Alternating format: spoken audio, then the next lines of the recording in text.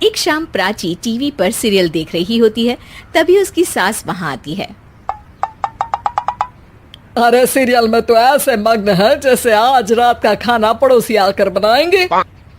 मुझे पता ही नहीं था आपने अपने बेटे की शादी पड़ोस में भी की हुई है। हैं? मतलब? मतलब इस घर में सारा काम बहू ही करती है, आप तो सिर्फ खर्राटे मारती हैं। अच्छा जी, फिलहाल तो तुम आराम फरमा रही हो, चलो जाओ, ये मेरे टीवी देखने का समय है। आहा, इसीलिए मुझे भगाया जा रहा है। सॉरी, अब तो बिल्कुल नहीं जाऊंगी। प्राची की इस बात पर दोनों सास बहू के बीच टीवी रिमोट के पीछे बच्चों जैसे छीना झपटी शुरू हो जाती है, जिसके बीच श्लोक भी काम से घर वापस आ जाता है। आज मेरी चूहे बिल्ली की जोड़ी किस बात पर झगड़ रही है? अरे तेरे बीवी मुझे टीवी ही नहीं देखने दे रही। अरे तुम्हारी मम्मी मुझे खाना बनाने के लिए फोर्स कर रही है। अरे वाह, ऐसे बेतुके रीजन पर तो बच्चे भी झगड़ा नहीं करते। अरे मुझे कुछ मत बोल, सब इसने ही शुरू किया है। हाँ हाँ, जैसे आप तो बहुत दूध की धूली है ना। अरे बस दोनों चुप। प्राची जाओ, खाने की तैयारी करो। और माँ तुम छोड़ो, तुम्हें क्या बोलूं, शांति से अपना सीरियल देखो, मुझे दोबारा लड़ने की आवाज सुनाई नहीं देनी चाहिए। ऐसा बोलकर श्लोक वहां से चला जाता है, जिसके पीछे पीछे प्राची भी कुछ न कुछ बड़बड़ाते हुए रसोई में चली जाती है। हाँ हाँ, सासू जी को तो कुछ बोलेंगे ही नहीं, बस मुझ पर ही हुक्म चलता है, खाना बनाओ, जैसे मैं इनके घर में खाना बनाने के लिए आई हूँ। इसी तरह शाम बीतती है और रात को श्लोक और प्राची की सास खाना खाकर सोने चले जाते हैं, लेकिन प्राची गुस्से में कुछ खाए बिना काम में ही लगी रहती है।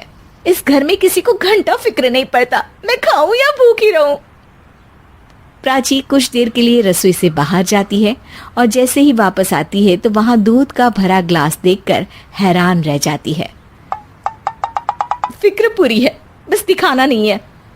प्राची दूध पीकर सोने चली जाती है और अगली सुबह एक बार फिर सास बहू का कार्टून नेटवर्क स्टार्ट हो जाता है। ये तुमने ही किया है। अरे अजीब जबरदस्ती है, मैं बोल रही हूँ मैंने कुछ नहीं किया। दोनों ने मिलकर पूरे घर को पागल खाना बनाया हुआ है। यहाँ कोई नॉर्मल इंसान तो रह ही नहीं सकता, इसीलिए अब पड़ोसी क्या रिश्तेदार भी घर आने से कतराते हैं। और सुन बेटे, तू भी चंगा, तेरी माँ भी चंगी, तेरी बीवी भी चंगी, रिश्तेदार। हाँ जी, आपको नहीं पता क्या, गंगाधर ही शक्तिमान है, रिश्तेदार ही। हाँ हाँ, बस समझ गया। कभी जानवरों जैसे लड़ेंगी तो कभी जुगलबंदी करेंगी। भाई मैं आप दोनों के बीच में नहीं फंसना चाहता। सास बहू की इस मनमौजी जोड़ी से परेशान होकर श्लोक अपना सिर खुजलाता वहां से चला जाता है। चलो अब मैं भी कीर्तन में जा रही हूँ। इस पर जैसे ही सास कमरे में अपना पर्स लेने जाती है तो वहां नाश्ते की प्लेट रखी देख मुस्कुराने लगती है और नाश्ता करके घर से बाहर निकलते हुए कुछ पैसे टेबल पर रख जाती है, जिसके कुछ देर बाद सिलेंडर वाला घर आता है। ओ मोरी मैया, मैं सिलेंडर के बारे में तो बिल्कुल भूल ही गई थी। घर खर्च के सारे पैसे भी मम्मी के पास है और श्लोक से बोला तो उल्टा 4 बात सुनाएंगे। प्राची ये सोच ही रही होती है कि अचानक उसका चेहरा चमक उठता है और वो घर में आकर इधर उधर देखने लगती है। तभी उसकी नजर टेबल पर रखे पैसों पर पड़ती है, जिन्हें वो सिलेंडर वाले को दे देती है। ये सब श्लोक देख लेता है। अच्छा बेटे, इतना बड़ा घोटाला, सबके सामने मैं तेरी दुश्मन और पीठ पीछे तेरी मेरी यारी। इस पर श्लोक एक प्लान बनाता है और शाम को सब एक साथ बैठे होने पर बोलने लगता है। माँ, तुम दोनों की बहुत लड़ाई होती है, इसलिए मैं सोच रहा हूँ कि प्राची को उसके घर छोड़ाऊं, इससे वो भी खुश रहेगी और तुम भी। अचानक श्लोक की ये बात सुनकर सास बहू शौक से उसकी तरफ देखती हैं। अरे ऐसे कैसे घर छोड़ाओगे, मुझे कहीं नहीं जाना। अरे तुमने बोला नहीं पर मैंने सुन लिया, तुम्हें मम्मी के साथ रहना अच्छा नहीं लगता, मुझे पता है। अरे वो, अरे जब बहू खुद कुछ काम बोले तो वो तुझे सुनता नहीं, और अब जो इसने बोला ही नहीं वो तू समझ गया। जब उसे नहीं जाना तो फिर जबरदस्ती क्यों कर रहा है? अच्छा, फिर आपको मौसी के घर छोड़ाता हूँ, बस अब आप दोनों एक घर में एक छत के नीचे नहीं रह सकती। मैं इस टॉम एंड जेरी की जोड़ी को और नहीं झेल सकता। है? ऐसे कैसे नहीं रह सकते? तुम्हें इतनी दिक्कत है तो तुम्हारा बोरिया बिस्तर पैक कर देती हूँ, लेकिन मम्मी जी कहीं नहीं जाएंगी। बिल्कुल यही सुनना था मुझे। अगर दोनों में इतना ही प्यार है फिर हर वक्त ये लड़ाई का नाटक क्यों करती हो? देखा मैंने कैसे माँ किचन में दूध रखती है और तुम उनके लिए कमरे में नाश्ता रखती हो, और कैसे वो पहले ही तुम्हारी दिक्कत समझकर घर में पैसे रखकर बाहर जाती है। अरे भाई, इतना ड्रामा तो डेली सोप में भी नहीं होता जितना तुम दोनों ने इस घर में फैलाया हुआ है। तू हमें टॉम एंड जेरी बोलता है ना, तो याद कर वो दोनों भी एक दूसरे को बाहर वालों की बुरी नजर से बचाने के लिए हमेशा सबके सामने लड़ते थे, लेकिन अकेले में दिक्कत के समय मदद भी तो करते थे। बस हमारा रिश्ता भी कुछ ऐसा ही है। और वैसे भी अगर सास बहू में तू मैं नहीं होती तो दुनिया वालों को कहानियां कैसे मिलेंगी?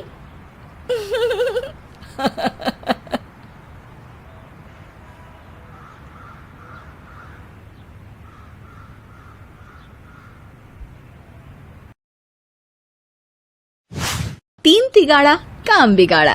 तीन बहुओं के रवैये से सासू माँ बहुत परेशान थी।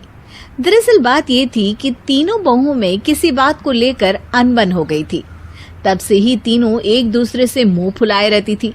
ना कोई सीधे मुंह किसी से बात करती, ना किसी का कहना मानती। पड़ोसी भी इस बात को जानते थे और जाने कैसे कैसे बातें भी करते। इसीलिए सासू माँ ने तीनों बहुओं को तुरंत अपने कमरे में बुलाया। मैं कई दिनों से देख रही हूँ तुम तीनों अलग अलग सारे काम कर रही हो। ये सब नहीं चलेगा, तीनों को मिलकर ही काम करना पड़ेगा। सास की बात सुनकर एकदम से बड़ी बहू बोल उठती है। नहीं मम्मी जी, मैं इन दोनों के साथ कुछ नहीं कर सकती। मैं इस घर की बड़ी बहू हूँ, फिर भी ये मेरा कहना बिल्कुल भी नहीं मानती। अरे जेठानी जी, जानबूझकर मुझे डबल काम करवाती है आप, और छोटी मुझसे टेढ़े मुंह ही बात करती है। इन दोनों के बीच हमेशा सैंडविच बन जाती है मेरी, और मैं हमेशा आलू की तरह बीच में मसली जाती हूँ। मम्मी जी, इन दोनों को लगता है कि मैं छोटी हूँ तो इनके पैरों तले दब जाऊंगी, लेकिन नहीं, मेरा भी उतना ही अधिकार है जितना इन दोनों का है। बड़ी आई दोनों मेरी चुगली करने के लिए, मुझे क्या कम समझ रखा है। तीनों बहू एक दूसरे से बहस करने लगती है और सास दोबारा ये देखकर टेंशन में आ जाती है और सबसे कहती है, चुप हो जाओ, अब से तुम तीनों सारे काम एक साथ करोगी, आंख बंद करके एक दूसरे की बात सुनोगी। तुम तीनों इस बात को गांठ बांध लो, वरना अगली छुट्टियों में तुम्हारा अपना मायके जाना कैंसिल। सास की बातें सुनकर डर के मारे तीनों हामी भर देती हैं। जी मम्मी जी, मैं समझ गई। हाँ मम्मी जी, जैसा आप कहें, आप जो कहेंगी मैं वही करूंगी। तीनों बहू सास की बात को गांठ बांध लेती है और वादा करती है कि अब से सारे काम वो तीनों एक साथ मिलकर ही करेंगी। ये सब देखकर सास खुश हो जाती है और वहां से चली जाती है। नीचे जाकर वो देखती है कि घर में शर्मा जी आए हुए होते हैं। सास जोर से आवाज लगाकर कहती है, अरे बहू, जरा चाय बनाकर तो लाना, शर्मा जी आए हैं।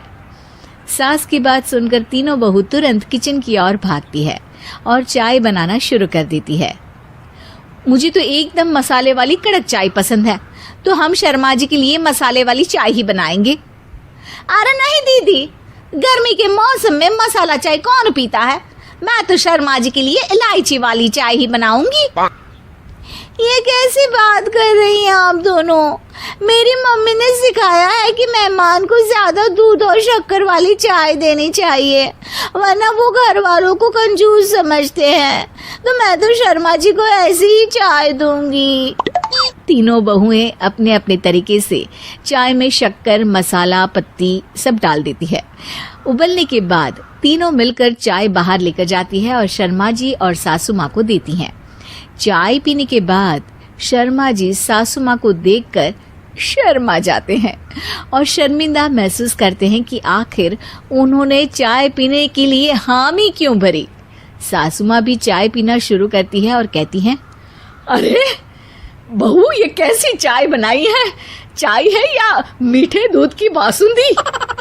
हाँ, चाय अच्छी नहीं लगी क्या?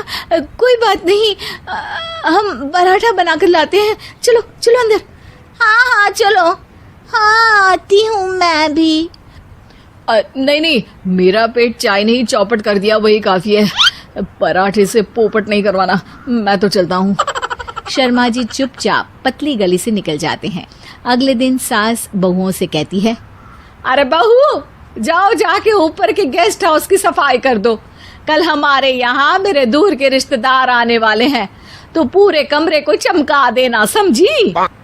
तीनों बहू सास की बात को मानकर ऊपर सफाई करने चली जाती हैं और तीनों कमरे की सफाई चालू कर देती है। बड़ी बहू मकड़ी के जाले साफ करती है, तो बीच वाली झाड़ू लगाना और छोटी वाली सर्फ डालकर जमीन धोना शुरू कर देती है।